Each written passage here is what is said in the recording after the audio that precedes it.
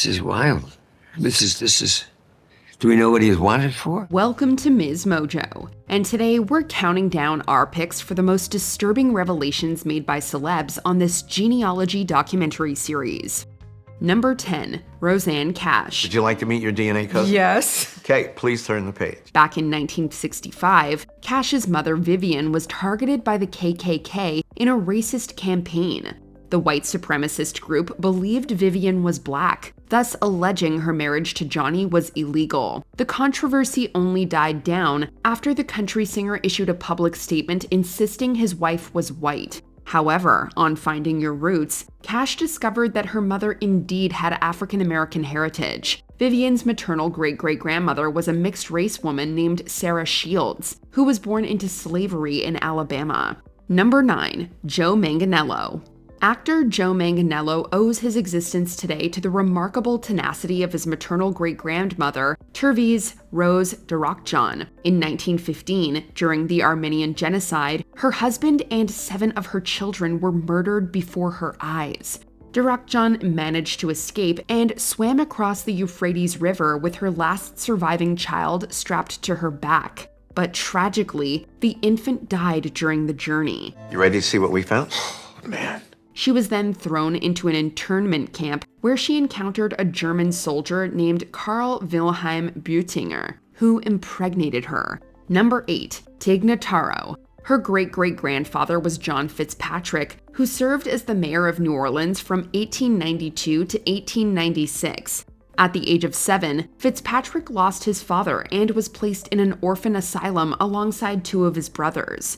Surprisingly, this wasn't due to their mother's demise, but rather the limited public welfare system, which apparently left her with no choice but to entrust some of her children to an orphanage. Can you imagine being in Catherine's position and being forced to do that? That's something I don't think I could get through. Fitzpatrick was later reunited with his mother and worked his way up from a newspaper boy to the mayor's office. Number 7, Edward Norton. Pocahontas is indeed your 12th great-grandmother. In the season 9 premiere of Finding Your Roots, the actor learned that Pocahontas was his 12th great-grandmother, confirming a long-held family lore. But perhaps the most uncomfortable detail uncovered during the episode was the revelation that Norton's 3rd great-grandfather, John Winstead, was a slave owner in North Carolina. While he wouldn't be the first celebrity to make such a discovery, Norton reflected on its disturbing nature, describing it as a, quote, uncomfortable truth that, quote, needs to be acknowledged and, quote, contended with. Number 6, Fred Armisen. For most of his life, Saturday Night Live alum Fred Armisen believed he was 1/4 Japanese, attributing this to his grandfather, the late Masami Kuni, who hailed from Japan. He would later discover this was all false. Kuni was actually South Korean, originally named Pak Young-in, and only assumed a Japanese identity after the 1923 massacre of Koreans in Japan. It changes the way I think about myself. Armisen also learned that while Kuni lived in Germany in the 1930s and 40s, he engaged in propaganda efforts for the Nazis by entertaining German troops. Additionally, during this period, Kuni apparently also worked as a spy for Japan, gathering intelligence on Southern European and Turkish affairs. Number 5, Lena Dunham. The 2024 film Treasure stars Lena Dunham as a young woman who visits Poland with her aging father and is forced to confront her family's Holocaust past. When Dunham appeared on Finding Your Roots, she discovered unexpected parallels between her own ancestry and that of her character in the movie. It turns out that Dunham's great-great-grandmother Regina migrated to America as a teenager, leaving behind nearly a dozen siblings in Europe. Tragically, during World War II, one of Regina's nieces, Alana, was separated from the rest of her family and sent to the Nazi-occupied city of Kamieniec-Podilsky in Ukraine. Ilana is believed to be one of roughly 24,000 Jews who lost their lives there. Number 4, Joe Madison. In the season 5 episode, Madison found out that Felix Madison, whom he had always believed to be his biological father, actually wasn't. Sensing the sensitivity of the information, host Henry Louis Gates Jr. first called Madison privately to share it with him, away from all the cameras. And then the real question is, then who was? Madison's appearance on the show also led him to the discovery that his biological grandfather was one of the subjects of the controversial Tuskegee Institute syphilis study.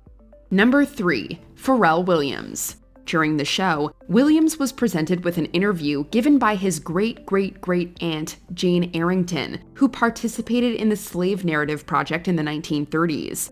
In the interview, Arrington shared detailed accounts of her harrowing experience as an enslaved person. As he read the notes on the program, Williams was deeply moved by the hardships his ancestor was forced to endure. He also uncovered the unsettling fact that his great-great-great-grandfather, Fenner Williams, spent the first decade of his life enslaved. It's a lot, man.